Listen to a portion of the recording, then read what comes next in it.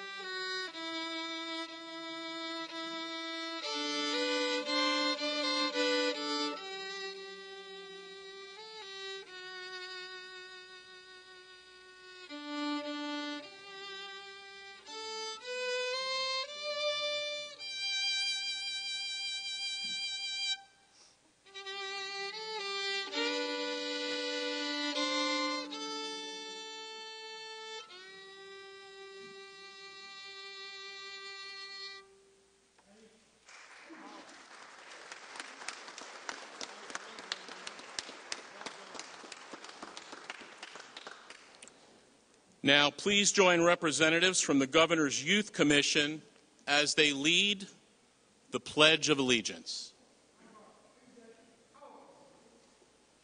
I pledge allegiance to the flag of the United States of America and to the republic for which it stands, one nation, under God, indivisible, with liberty and justice for all.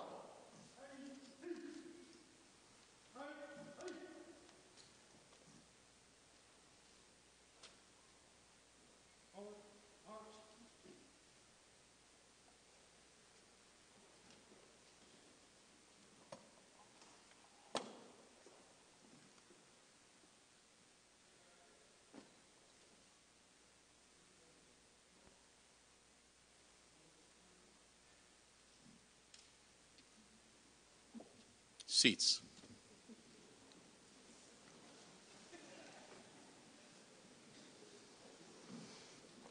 Well, good morning. Wasn't that just excellent?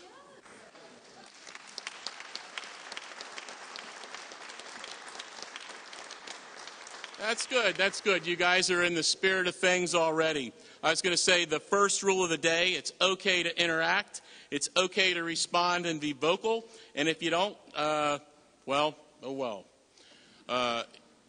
What we don't want you to do is sit silently at attention for the next hour. This is one of those times when, as I mentioned earlier, you don't need to turn off your cell phone, just silence the ringers. We are streaming today's ceremony live on the APS Facebook page, and we also encourage you to follow us on Twitter at APSFYI and tweet your photos from today's ceremony using hashtag AZVets2016. I'm going to say that again. Hashtag AZVets2016. Everybody understand the ground rules? I heard some whoas over here. All right. I knew we had to have some Army guys in the crowd, and at least one Marine. How about another round of applause for our Palo Verde Honor Guard, our violinists, and the representatives from the Governor's Youth Commission.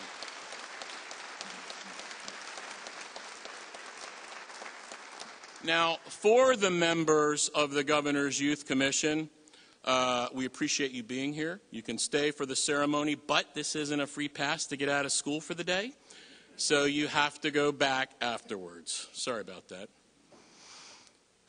Senator McCain, Congressman Gallego, Mr. Brandt, Lieutenant General Sattler, Brigadier General Leonard, Brigadier General Hoford, Rear Admiral McLaughlin, Lieutenant Colonel Ashby, Grand Marshals of the Phoenix Veterans Day Parade, distinguished guests, legislators, and veterans of all branches of the armed forces. Ladies and gentlemen, good morning. Thank you all for being here with us today. My name's Hal Pittman. It's my great honor to be with you all today to help us recognize Arizona's veterans and the contribution that all veterans have made to the security of our great nation. You know, a gentleman I spoke with earlier this week asked me if I was worried about rain today or wind because we had scheduled an outdoor ceremony, and you can still see the remnants of it over there.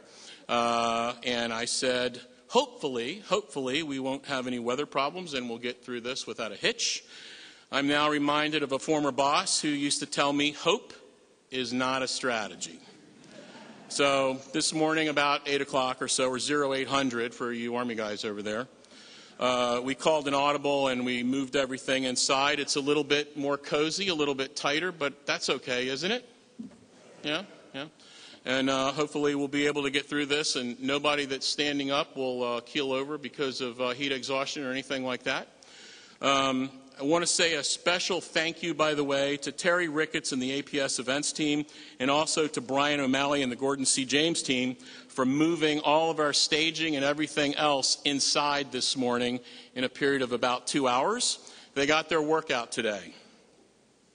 This is our third year conducting this ceremony, honoring Arizona's veterans and our Veterans Day Parade Grand Marshals. This year, our list of distinguished speakers is more impressive than ever, and we'll get to them shortly.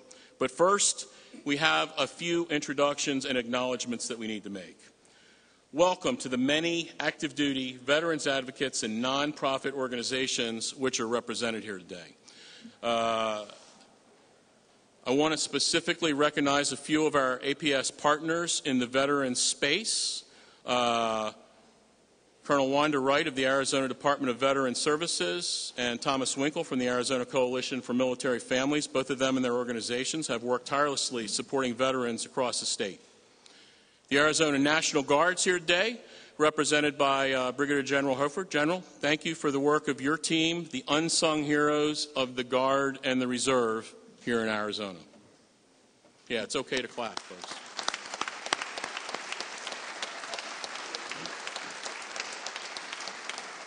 Thank you for what you all do and for being here today and being our partner in supporting veterans across the state, all those who have served. The nonprofit organization honoring Arizona's veterans conducts the Phoenix Veterans Day Parade, which takes place next Friday, November 11th, in Central Phoenix. It's grown into one of the largest parades of its kind in the United States, and APS is pleased to be a sponsor. I'd like to ask the board members of Honoring Arizona's Veterans and also the HAV Parade Committee to stand and be recognized at this time. Go ahead, don't be shy.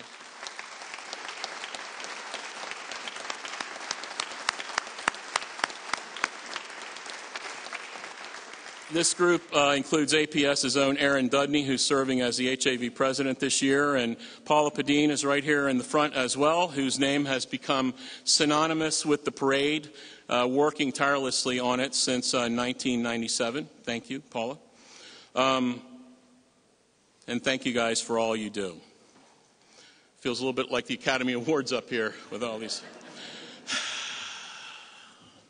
Gordon said it's Dancing with the Stars, but I don't think that's right.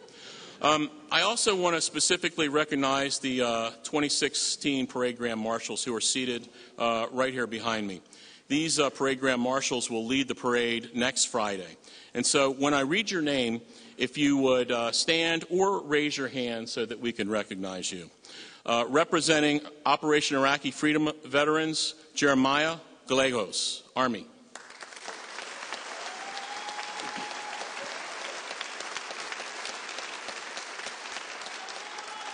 Representing Operation Enduring Freedom in Afghanistan, Jay Darby, U.S. Army.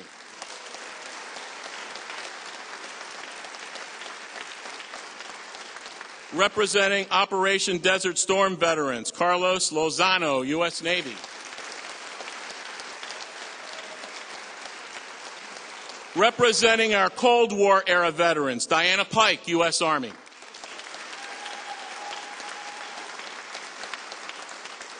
Representing our Vietnam War veterans, Carlisle Brown, U.S. Marine Corps, and Frank Vinales, U.S. Army. Frank Vinales.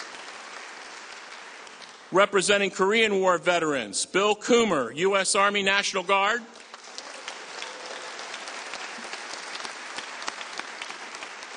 And finally, representing our World War II veterans, John Coling, U.S. Army.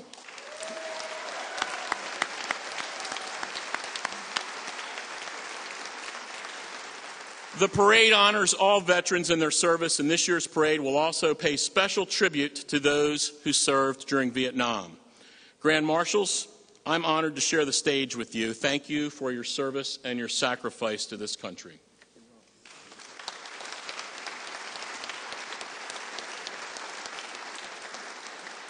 Okay, so at this point in time, I'd like for all of the veterans who are with us today to stand and be recognized.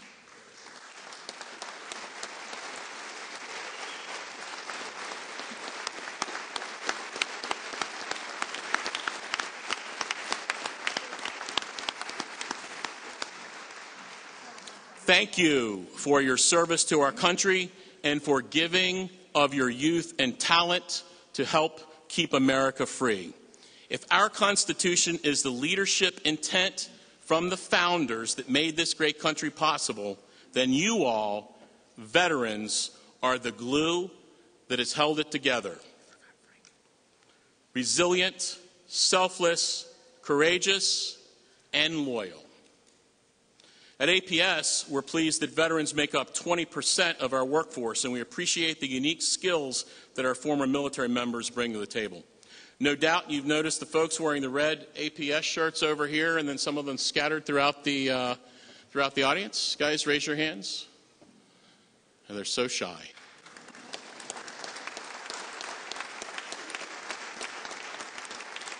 These are the members of our Veteran Employee Networking Group who support and mentor reserve personnel, guardsmen, and transitioning veterans within our company. Thank you, veteran, for all you do to make APS a veteran-friendly employer.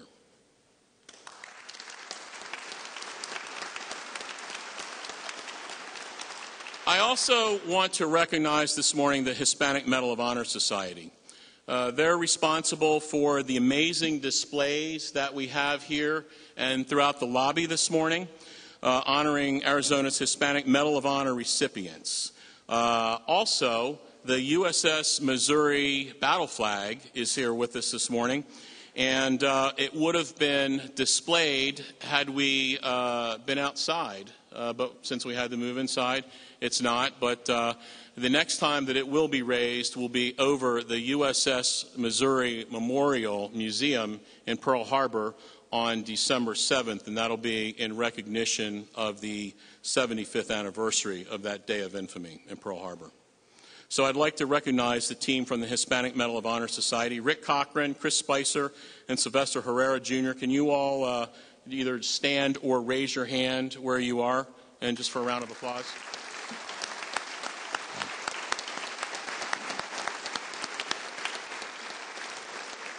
So you all probably saw Sylvester bringing in the Medal of Honor flag. He is the son of World War II Medal of Honor recipient Sylvester Herrera, Sr. And he'll be inside the lobby a little bit later on today with his father's Medal of Honor. So stop by and say hello to him and see an actual Medal of Honor.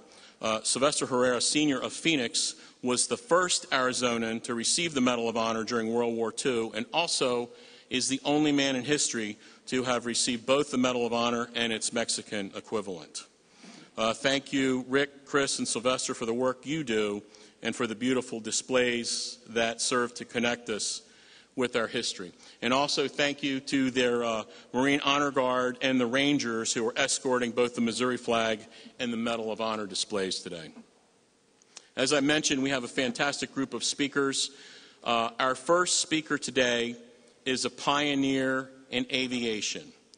Lieutenant Colonel Bob Ashby enlisted in the Army Air Corps at age 17 during World War II after hearing the exploits of African-American pilots in the 99th Flying Squadron, otherwise known as the legendary Tuskegee Airmen.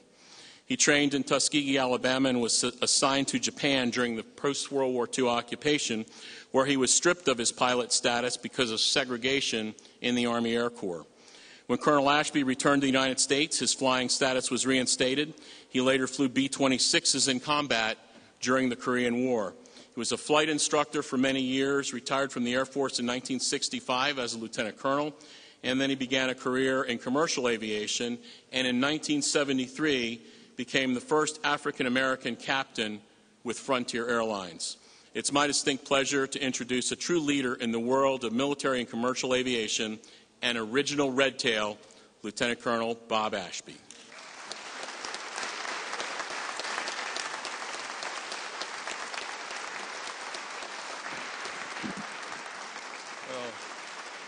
Well, thank you.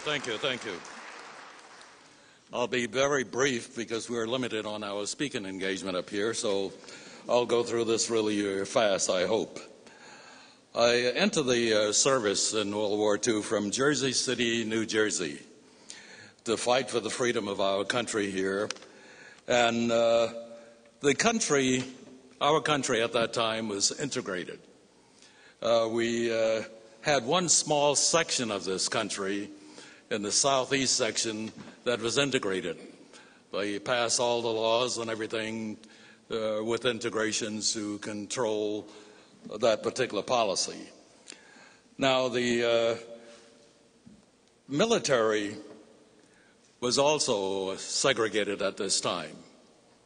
How they got to that state was conducted by a survey, a study by the Army War College, Maxwell Field, Alabama. They had some very discouraging things to say, and rather to make sure I have them correct, I'll just go ahead and read them out that we have here. The analysis of the Negroes in World War II, prior to that, was physical, mental, moral, psychological qualities, characters of the Negro as a subspecies of the human race. His mental inferiority and to the inherent weakness of his characters are factors to be considered. He is by nature subservient and believes himself to be inferior to the white man. He is susceptible to the influence of crowd psychology. He cannot control himself with fear and danger to the extent that the white man can. He has not the initiative or the resourcefulness of the white man. He is mentally inferior to the white man. This was a conclusion of the study. This condemnation of the Negroes, which led to the segregation of the Negroes in the military, even though our country was not segregated. At Tuskegee Airfield, where we did our training, the white commander segregated the black airfield. We had separate mess hall, separate drinking fountains. And after extreme protests by us airmen, we got rid of him and they replaced him with Colonel Noel Parrish, a very outstanding individual that came in, got rid of all the segregation of the airfield, and we went on from there. After training, we sent 4 squadrons of the Tuskegee Airmen overseas in Europe. That was really something. We graduated over 1,000 pilots. the commanders over in Europe did not want any more blacks over there, so we only sent 4 squadrons. The rest of us, we stayed in the States fighting for civil liberty here in the States. It was quite a tremendous program that we encountered throughout the military at that time. However, the military decided that the officers could not even go into the officers' club, even though we were paid dues. In fact, to make sure that we paid dues, it was deducted from our pay before we even got our pay. President Truman realized what was going on and what we were doing and the example that we were setting. And he put Executive Order 9981 into effect, desegregating the military. The greatest accomplishment that I can attribute to the Tuskegee Airmen, we desegregated the military. And that was something, and we did it, and was outstanding.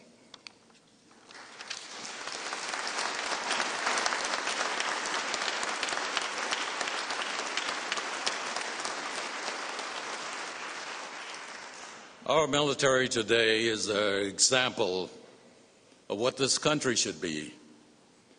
We have all the individuals, race, gender, religion, everything working together to make this a better country. And with all of this going on, I look back at the individuals that I talk to quite frequently, the militaries, and I look out at that military and the diversity that we have nowadays and what we're accomplishing with our military. It is truly outstanding. I see the diversity to help and move forward with everything that we do nowadays. When I look at them, I'm proud that I was part of that with the Tuskegee Airmen. Thank you.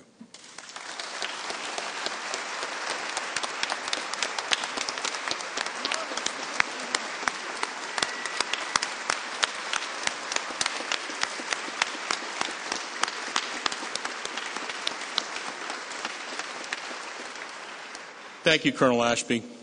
Thank you, sir. Well, here we go, folks. Again, let's not forget to tweet if you are so inclined, hashtag AZVets2016. Also for the Phoenix Veterans Day Parade, hashtag PHX Vets Day Parade. There'll probably be some more nuggets before we're done today. Each year at this ceremony, we have the honor to hear from one of our parade Grand Marshals, and this year, that Grand Marshal is Diana Pike. Sergeant First Class Pike served in the U.S. Army during the Cold War, but her story of service and sacrifice goes well beyond serving in Army intelligence. She's also a Gold Star mother. Her son, Chief Petty Officer Christian Pike, was killed in action in Afghanistan while serving with SEAL Team 5 in March 2013. Since her son's death, Ms. Pike has dedicated her life to preserving the memory of Arizona's fallen service members since 9/11 through a traveling exhibit. And she also volunteers as a mentor with an organization that helps active duty members transition to the civilian workforce. Please join me in welcoming 2016 Phoenix Veterans Day Parade Grand Marshal, Army veteran Diana Pike.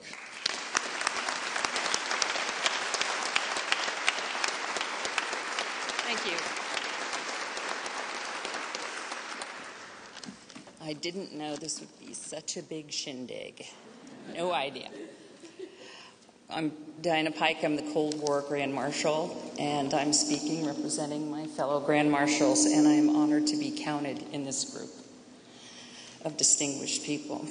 One of my favorite sayings is from Ralph Waldo Emerson. The purpose of life is not to be happy. It is to be useful, to be honorable, to be compassionate, to have it make some difference that you have lived and lived well. I think that speaks to the legacy of the veteran.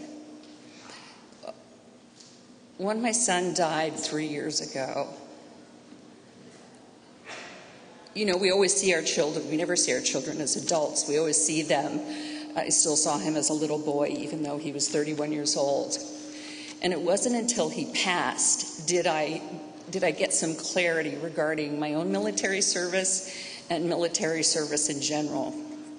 When I saw him through the eyes of others, from his teammates and his friends, did I really see the man that he became and the strength of his conviction and courage. And he was such an honorable person, and I just didn't, I didn't see that in him as a child. He was just my little boy. So that made me think about our legacy, the legacies of veterans, and what we leave behind. And I think it's important that I also learned that courage is not a characteristic forged only on the battlefield. Courage and honor are characteristics of every veteran. It's the lives that we lead and our spirit of service.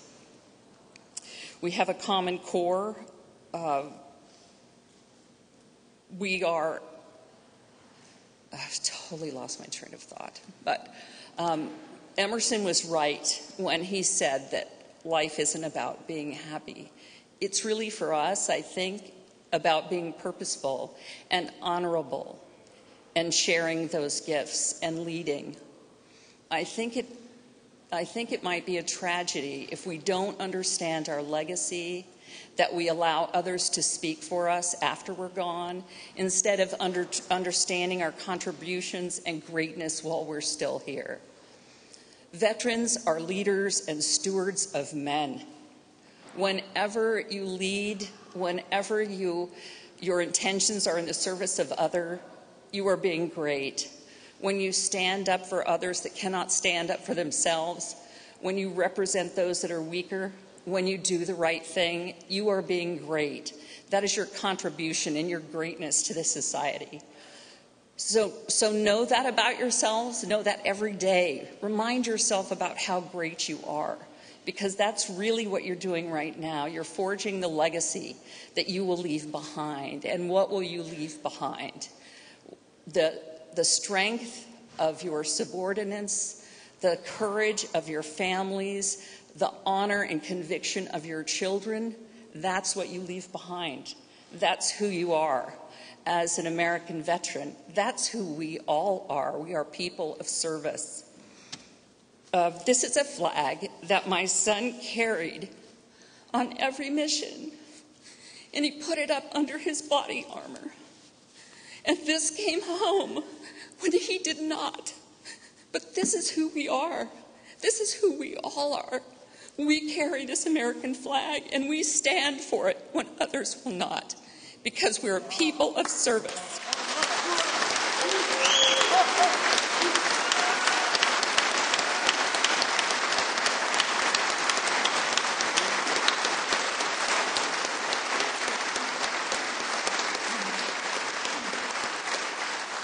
Thank you very much. It is such an honor to be a part of this event and with these fellows.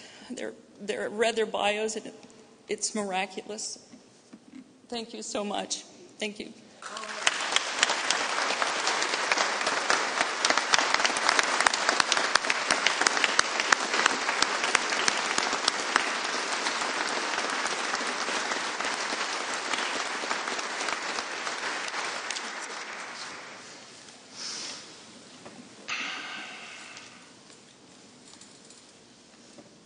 Ms. Pike, thank you for sharing your story. Our next speaker today represents the 56th Fighter Wing at Luke Air Force Base. Brigadier General Brooke Leonard graduated from the Air Force Academy in 1992 and earned his pilot wings. Shortly thereafter, maybe we have one Air Force person in the crowd. Wanda? He's held a variety of flying assignments and leadership positions during his career and has accumulated more than 2,900 flight hours, 576 of them in combat. He's currently commander of the 56th Fighter Wing at Luke Air Force Base, where his job is training some of the world's best fighter pilots, and I said some, being a Navy guy. Ladies and gentlemen, please welcome Brigadier General Brooke Leonard.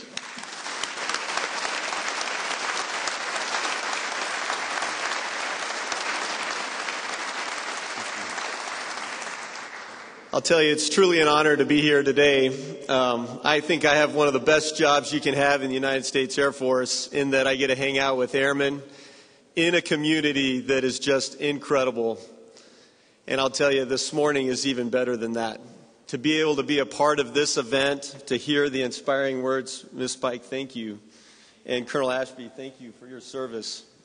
I can't imagine paying those prices and yet continuing forward like you both have. It is truly an inspiration. And for everybody, and just the warm welcome and the kindred spirit that I feel from the audience and the incredible support. Thank you for being here today. Thank you for what you do. Thank you for honoring our veterans. And so today we gather to salute those 22 million veterans, including many of you here today. In fact, our MC, retired Admiral Pittman, is a part of that. And thank you for just adding so much energy to this event. But these veterans, in the name of patriotism and love of country, donned a military uniform and answered our nation's call to duty. Wherever and whenever these men and women served, whether it was during a time of war or peace, our nation's veterans defended freedom and justice worldwide. And millions across the world enjoy these gifts each and every day because of their sacrifice and service.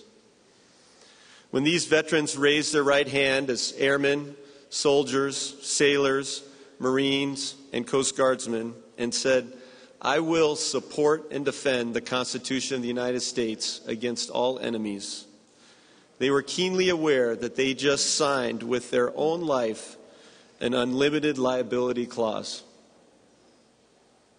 While too many have made the ultimate sacrifice, all have paid a high price to maintain our freedom. All veterans have endured long hours at work. Most have endured being away from their families, missing major milestones like the birth of a child, a wedding anniversary, or a graduation ceremony. And it is not just the veterans who serve and sacrifice, it's also their families as well. And so today, while we honor our veterans, I would ask that each one of us remember their families also. Those who provide daily support in the home front, live alongside those still dealing with mental and physical wounds, and those who with heavy hearts have hung Gold Star banners in their windows.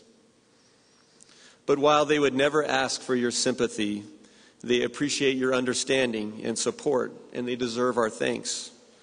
Because it is through this service and sacrifice across all walks of life, in and out of uniform, that our country has risen to greatness.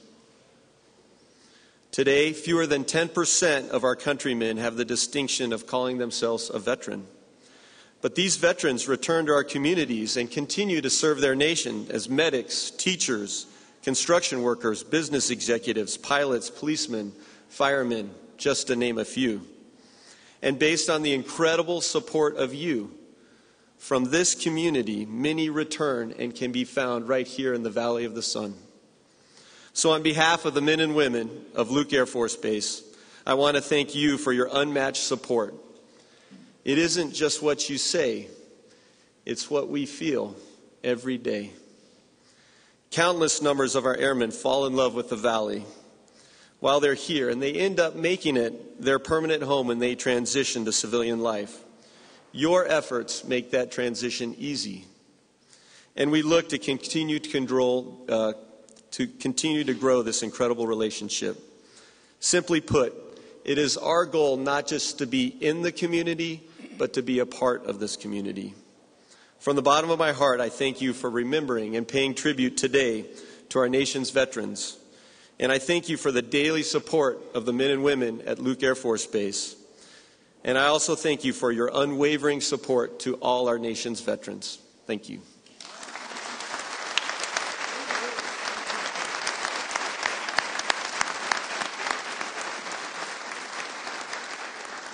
Thank you, General Leonard, for your leadership at Luke and all you do for our airmen out there. How about another round of applause for Brigadier General Leonard? It's now my pleasure to introduce a gentleman whose support to veterans across the state of Arizona is well known. Mr. Don Brandt was elected to Pinnacle West's Board of Directors and promoted to Chairman, President, and CEO of Pinnacle West and APS in 2009. Under his leadership, APS serves nearly 3 million people across Arizona and is among the nation's top-performing utilities for reliability.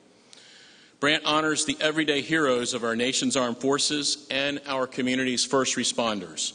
Under his watch, APS has been recognized for its military support and veteran employment programs and was awarded the Department of Defense's Freedom Award in 2014 for exceptional support of Guard and Reserve employees. And you can see the Freedom Award right back there at the middle of the atrium there. That's okay, Rick. You didn't have to get out of the way.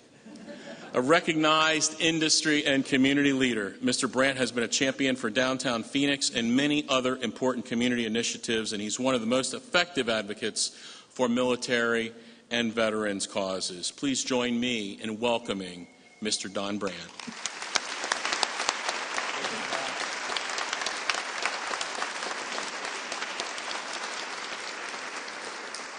Thank you, Hal. And thank you all for being here today, and welcome to APS. If you didn't catch the detail in the program, our violinist was Admiral Pittman's son, and he always does an outstanding job.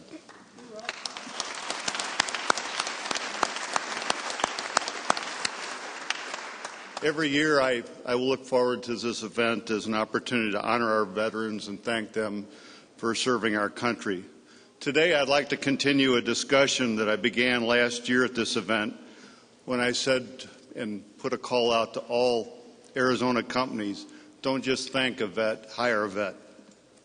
I'm not the only one who has asked companies to consider veteran hiring in their business strategies. Just last month in Washington, D.C., I participated in an inaugural conference of Veterans in Energy, an organization that my industry put together, an effort to create direct access for veteran careers within the energy industry.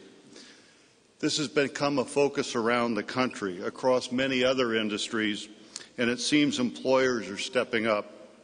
In fact, nearly half of all American companies report having hired a veteran within the last year, and that number is trending upward. But there's a shadow underlying that bright outlook. Nearly 1 in 3 employed veterans report that they are underemployed or in a very low-paying job. That number is up from 23% just a year ago. Solving the issue of veteran underemployment is important to our economy and our communities, but most of all, it's important to Arizona's veterans and their families.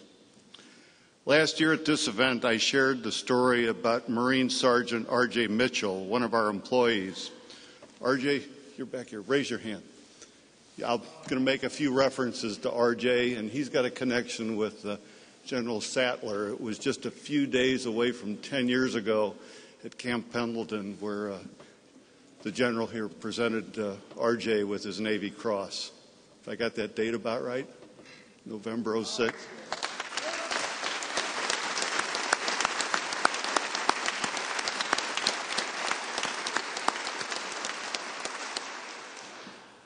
I met R.J. After he had completed his military service and was starting to make his way in the civilian workforce. And I felt compelled to assist this American hero, a genuine hero, with a jump start on his education and career. R.J.'s story is important to me and to APS because meeting him brought the issue of veteran underemployment to life for me. Prior to meeting R.J., I thought our support for veterans, I thought of it as part of our philanthropy program, based on an obligation to repay those who had served. After meeting R.J. and understanding what he was capable of, I realized we were missing the point. I'll say more about that in a minute. My realization didn't bring an end to our philanthropic support for vets, but I'll call it a refinement. Just a few weeks ago, I was able to visit the U.S. Vets facility in Prescott, Arizona, where we presented them with a $10,000 check. Now, in the grand scheme of things, that doesn't sound like a major donation, but for a facility like U.S. Vets that provides housing, job training, and life skills for up to 56 previously homeless veterans at a time, it made a real difference. That area of Arizona has 3 times more homeless veterans than the national average. So this facility does important work, and I'd encourage you, if you're in the Prescott area, it's on the fringe of downtown, to visit it. It's absolutely spotless, and the work they do is incredible. They train their residents in culinary skills and have a 95% success rate in job placement after 18 months in their facility, helping these vets, who are mostly Vietnam-era vets, to become self-sufficient. U.S. Vets in Prescott does a tremendous job in combating 2 of the biggest issues facing our veterans, homelessness and unemployment. Programs like these are fulfilling a very specific need for the veteran community. But when I realized there were hundreds of RJs out there, young men and women whose skills and drive were being underutilized, philanthropic support became not enough. In the case of RJ and others, I admit I was originally motivated by a sheer desire to help veterans who had served our country with such distinction. But hiring them has only amplified for me the true value that veterans bring to APS and any business in Arizona. And I experienced a shift in the way I thought about veteran support.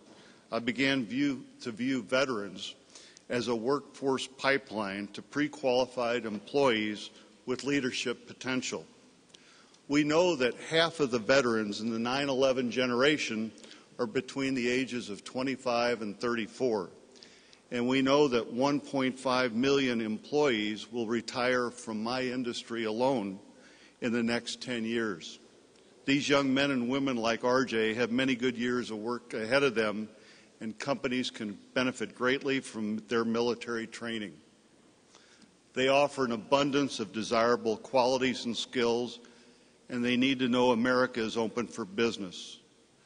I told the Veterans in Energy audience last month in Washington, our industry needs to focus on how we bring veterans into the energy business at all levels.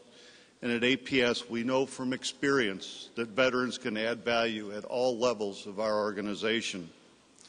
APS operates in the wheelhouse of business, and that's where our company can leverage our capacity and our relationships to support veterans in their career change from the military to civilian employment. Not just for their own benefit, but for the benefit of veterans and businesses across our great state.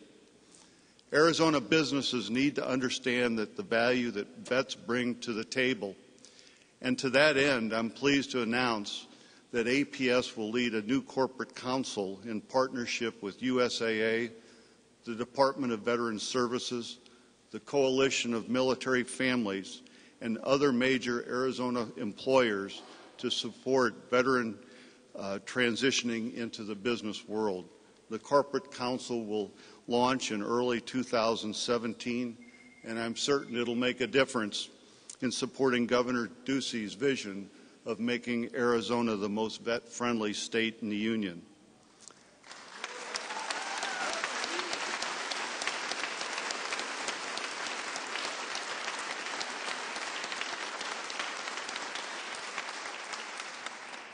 Thank you.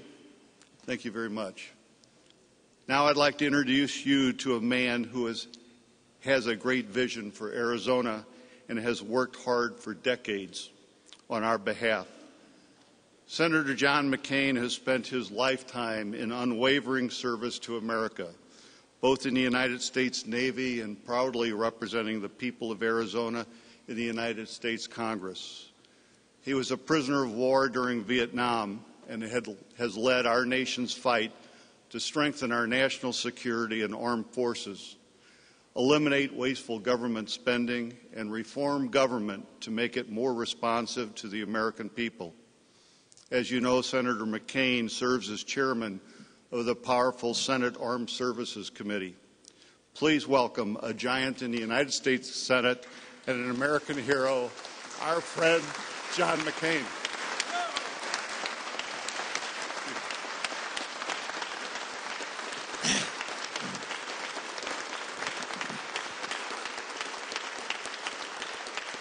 Thank you, and thanks to my dear friend Don Brandt for that kind introduction, to Arizona Public Service for being an outstanding supporter of Arizona's veterans, and I'm deeply appreciative that APS will lead this new corporate council, which will bring together a variety of businesses across our state to empower and employ our veterans. I'm always proud to be in the company of American heroes, all of them, especially those who of our greatest generation who really made the world safe for democracy. And I thank you as well as all of our veterans here today.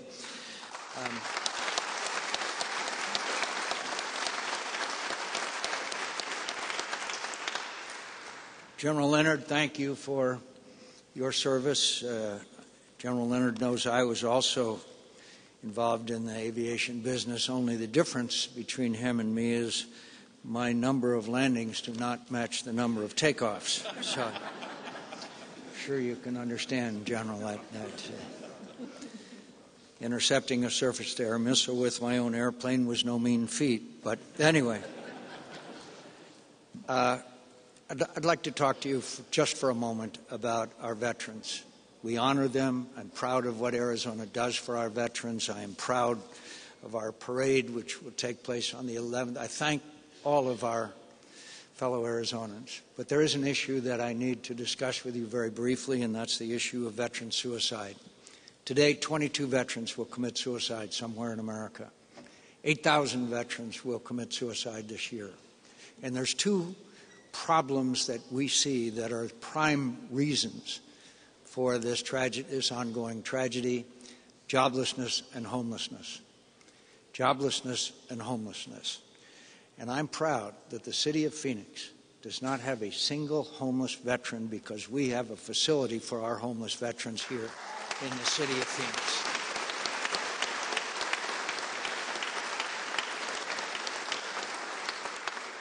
And I'm proud that organizations such as APS across this state and in this valley have dedicated themselves to hiring our veterans, who every one of these people who have hired, whether they be small or large businesses, will tell you that their company and their business have been enriched because they have been blessed to have in their service people who have done the most honorable thing you can do, and that is to go out and serve and sacrifice for your nation. And Diane, all of us are deeply moved by your story and your courage and your bravery and your sacrifice. And that's why I wear a bracelet and have for the last 7 years for a young man who also gave his life. So I thank you again on behalf of all of us. You represent to us the best in America.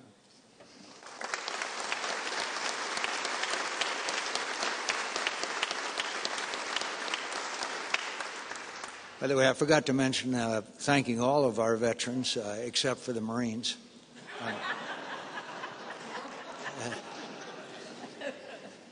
When I graduated from the Naval Academy, I tried to get in the Marine Corps, but my parents were married.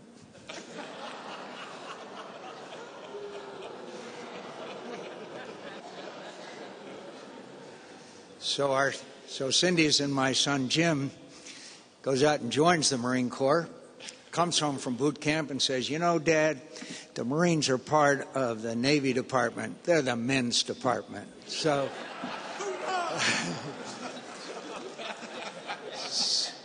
I thank all of them, including our Marines, for their outstanding service.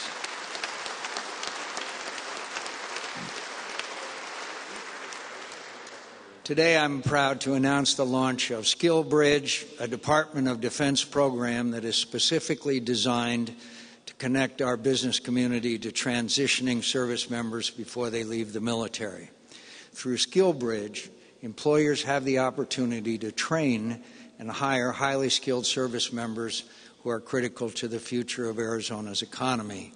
This program is a first for Arizona, and Luke Air Force Base will be the first individual U.S. Air Force base in the world to offer this program. It's a commitment that I applaud. SkillBridge is a culmination of years of effort in our community to create quality workforce opportunities for our veterans. And again, I'd especially like to recognize the Arizona Coalition for Military Families and Wanda Wright from the Arizona Department of Veteran Services for their partnership, without which SkillBridge would not be possible. I'd also like to say a word as we honor our veterans. We honor the men and women who are serving, and they continue to serve. They continue to sacrifice. You know, in the last 24 hours, 2 brave Americans have sacrificed their lives in defense of somebody else's freedom. That's been what America is all about. So don't forget, the next time you see one in uniform, just go over and say, "Thanks for serving."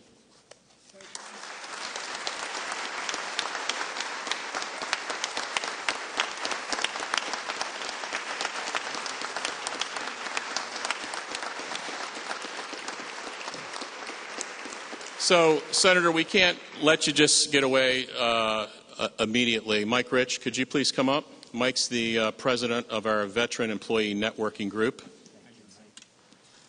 He has a presentation he would like to make. The APS Veteran Employee Network Group created an award this year with the mission of recognizing individuals and organizations that support our local military, veterans, and their families. The goal of this award is to shed light on those in the community who dedicate their time and resources to helping those who've served and those who continue to serve find careers, benefits, education, and successful transition into the communities here in our great state of Arizona. As we developed the award, we discussed the desire to recognize those who have a long-standing passion for supporting the military, veterans, and I'm pretty sure the term maverick came up as we were determining the criteria. And, someone like John McCain. So we searched and searched for our first recipient of this award, and we quickly realized that we set the bar extremely high. And apparently the only person we can award this to at this time would be rightfully Mr. John McCain. Because you had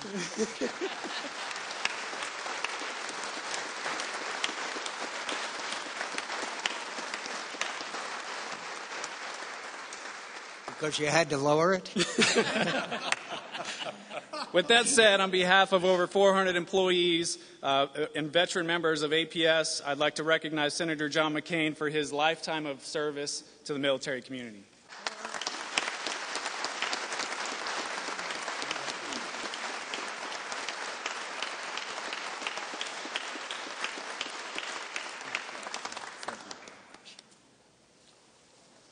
Ladies and gentlemen, Senator John McCain.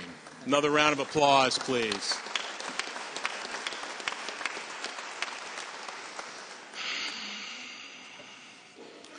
So now it gives me great pleasure to introduce our final speaker, Lieutenant General John Sattler, U.S. Marine Corps retired. And I said final, so I noticed some of you are still standing, and we will be to the end pretty quickly.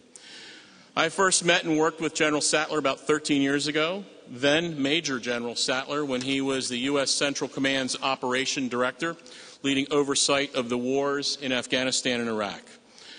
We spent a lot of time together in the back of airplanes crisscrossing the Middle East, Central Asia, and the Horn of Africa, and a lot of time talking to members of the press corps to help them understand the global fight against extremism. A year later, General Sattler was selected to lead the 1st Marine Expeditionary Force deployed to the Al-Anbar province of Iraq.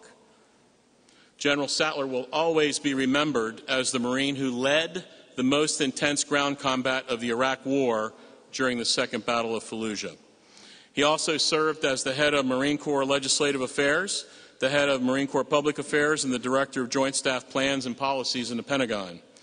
Today, he mentors young midshipmen at the Naval Academy in his role as the Distinguished Leadership Chair at the Stockdale Center for Ethical Leadership. Ladies and gentlemen, it's my great pleasure to introduce our special guest speaker and my longtime colleague and friend, Lieutenant General John Sattler.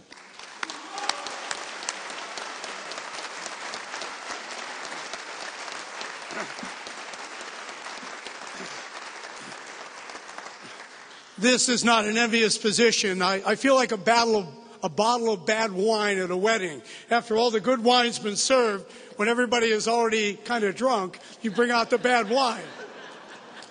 But I also realize we've had a number of guests here who have been standing for a long period of time. So I'm going to deviate from what my planned comments were because you basically have heard them all by these unbelievable speakers. How about a round of applause for them all one more time?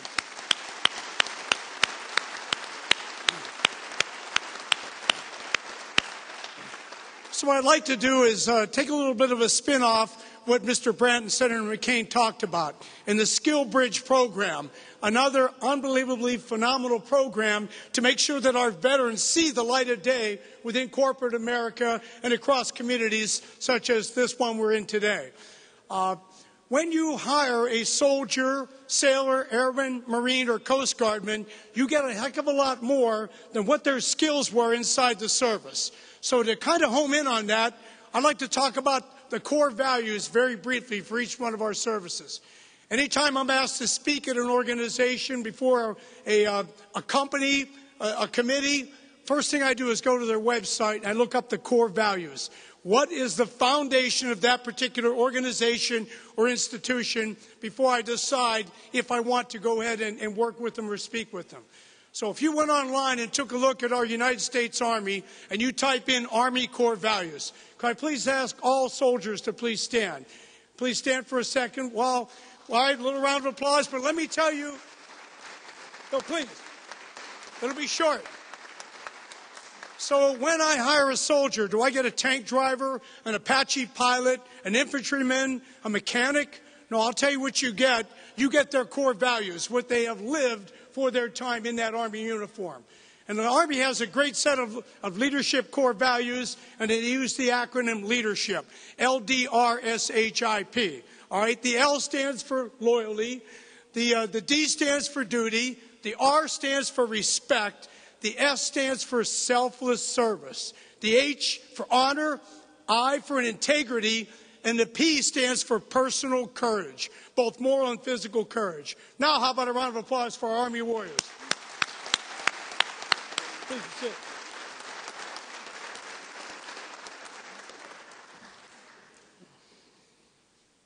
All right, then we have our United States Air Force. Please either stand or raise your hand if you served in the United States Air Force. Hoorah, hoorah, hoorah. All right?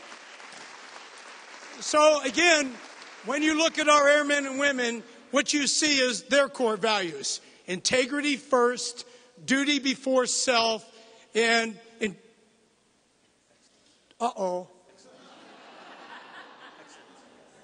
excellence in all that we do. You lifted and I heard it. So integrity first, duty before self, excellence in all we do.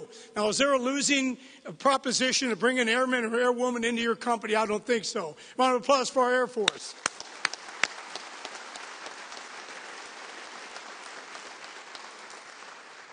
All right, in our U.S. Coast Guard, core values, do we have any Coast Guardsmen or women here today? We have one? All right, there we go. And of course, your core values, honor, respect, and devotion to duty. Once again, there's nothing lost on any company that wouldn't love to have a warrior like you inside the organization. So thanks for your service, please.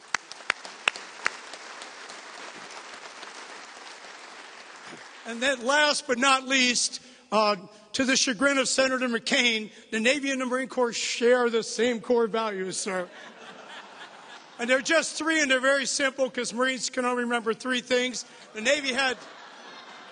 Initially the Navy had 10, but we necked them on down before. So the Marine Corps and the Navy core values, honor, courage, and commitment. Any Marines and sailors, please stand to be recognized. Thank you for your service. All right.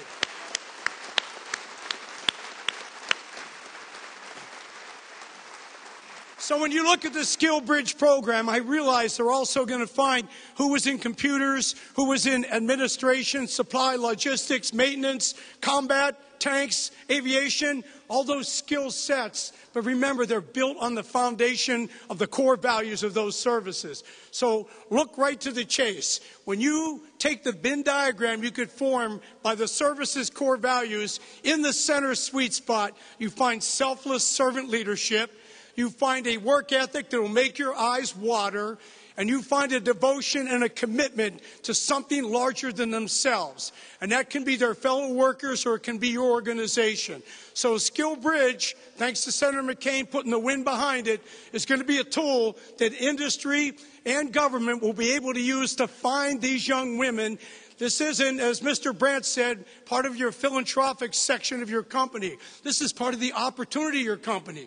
You bring men and women like that into the organization, and they'll be a catalyst to take you from good to great or great to greatest. How about a round of applause for our veterans, please?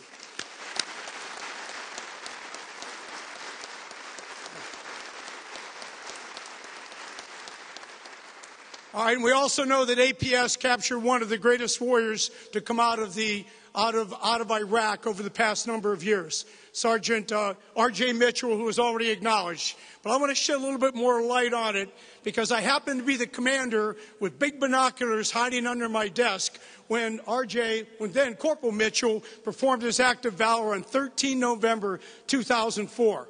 For those who don't remember, the Second Battle of Fallujah started on 7 November. 10,000 warriors, soldiers, sailors, airmen, and Marines all crossed into that battle. We had every part of every service that brought something to the equation participated. And the Sergeant Major had the best line when he said, "Sir, when you look at this force, this looks like the label for the ultimate, the extra strength can of whoop ass." That's what the Sergeant Major said as we're ready to go forward. He didn't say it publicly, and he'll kill me because his mom's still alive. But Mrs. Kent, he said it in private, I swear. So when you looked at this organization and off they went, I will just highlight what Sergeant Mitchell did on 13 November to give you an idea what it was like. He was a squad leader, 22, 23 years old. 12-man Marine squad moving into a town where each and every building had to be cleared. When you blew the door and went in, it gave you the right to clear every room on the first floor, which gave you the right to go upstairs and clear the second floor.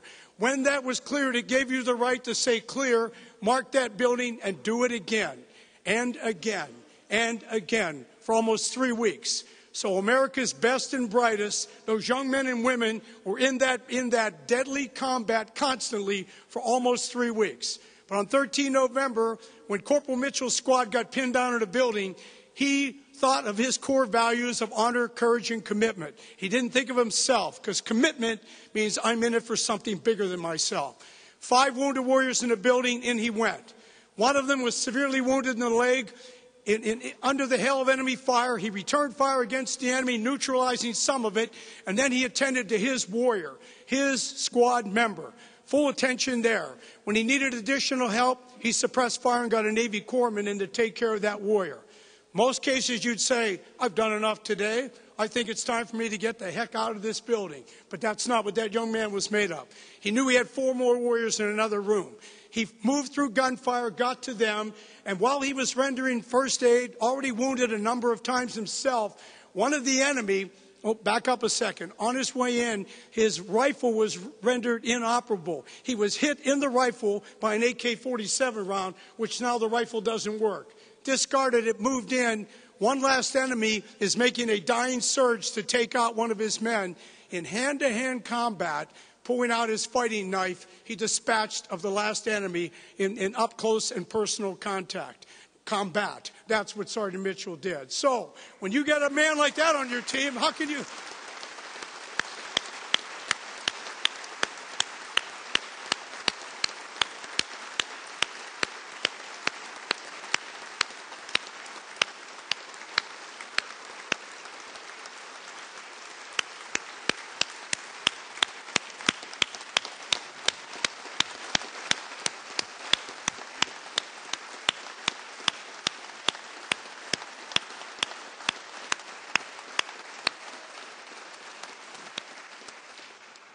And I had the honor from underneath my desk to actually review his Navy Cross citation when he came forward, all the witness statements, etc.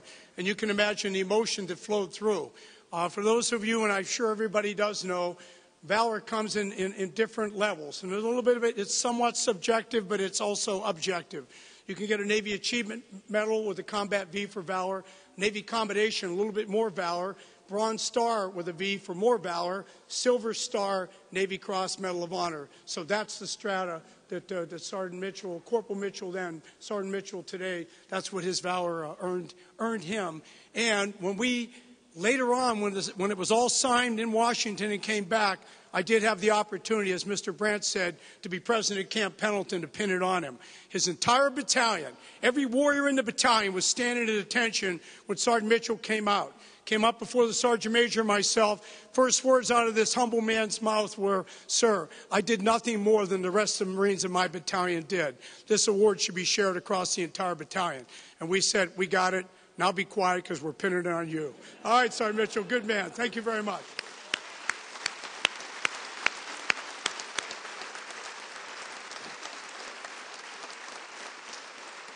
All right, so let me bring this on into closure then. One of the problems with our veterans is one of their strengths is their humility. You'll never hear a soldier, sailor, airman, Marine, or Coast Guardsman using "I, me." Did you see what I did? What do you think about me now? If you use the sports analogy, they don't want to be on the front. They don't want to be on the cover of Sports Illustrated. They want their entire team, all the faces on there, because of that commitment and selflessness. That humility gets in the way when you're trying to hire them, because they can't brag on a resume. They can't tell you all the things they did. All they say was, "I was a soldier, I was an airman, I was a Marine, Coast Guardman, etc." So what we have to do is help them, and that's what SkillBridge is going to do, Senator. And thanks to you and your enthusiasm and your energy behind it, I believe this is the one program that's going to crack on through, and we're going to find a lot of these young veterans finding employment at the level they should be employed, not at some underemployed level, which is also a challenge we face with veterans. So let me close it out. John Stuart Mill has a great quote. He was an 18th century English philosopher, for those who don't know. But Mill's quote was, and I'll try to get this right, "War is an ugly thing, but it's not the ugliest of things. The decayed and degraded patriotic and moral belief that nothing is worth war is much worse.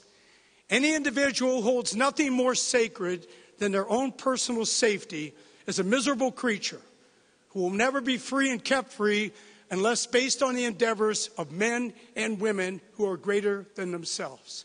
So on Veterans Day, we honor those men and women who go forward, stand on the wall, they look evil in the eye, and they say, "Not on my watch." Thank you very much. Have a great day. Hoorah.